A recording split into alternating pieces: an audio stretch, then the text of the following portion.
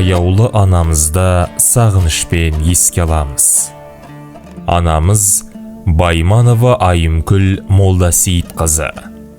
13 мамыр 1947 жылы Қызылорда облысы Қармақшы ауданы Сарытоғай ауылында дүниеге келген.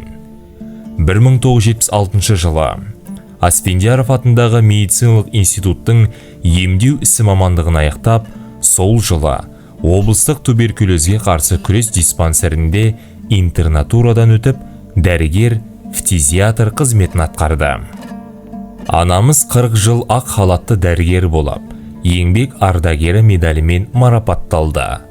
Аяулы анамыз облыстық фтизиатрия саласында абыройлы қызмет етті.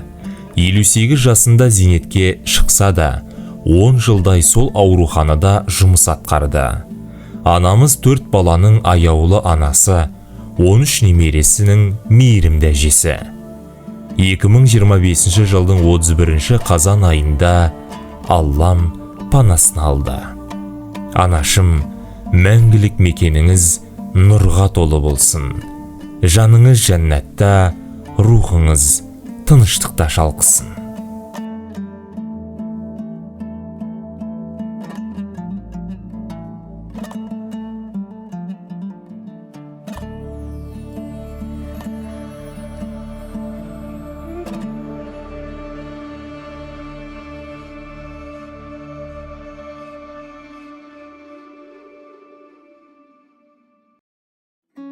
Жаным анам, тыныштықты жоғалтқандай сезінем. Талай түнде сізді аңсап көзілем. Ояна сап шалушы едім қоңырау, амалым жоқ. Дос боламын төзіммен. 9 ай 10 күн толғайды, өмірге мені жолдайды. 6 қат аспан астында анамдай адал болмайды. Анамдай адам болмайды. Жалғызым жаным жан апам, мақтадан мамық алақан. Ананың жаны боз торғай, баланың жаны балапан. Адамды Алла көп сынар, әкенің сөзі оқ шығар. Анамдай сұлу адамзат жұмақ жақта да жоқ шығар. Періштем болып қорғайды, пештей болып орнайды.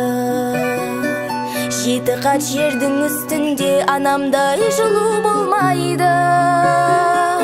Анамдай сұлу болмайды. Жалғызым жаным жан апам, мақтадан мамық алақан. Ананың жаны боз торғай, баланың жаны балапан. Адамды Алла көп сынар, әкенің сөзі оқ шығар. Анамдай сұлу адамзат жұмақ жақта да жоқ шығар. Жаным анам, енді кімге айтамын деп сырымды. Ешкіммен де бөліс алмай мұңымды.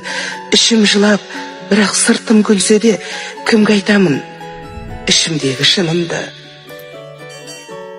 Әр күн сайын таңда сұрап жайыңды, тұрған кезде ойламаппын уайымды.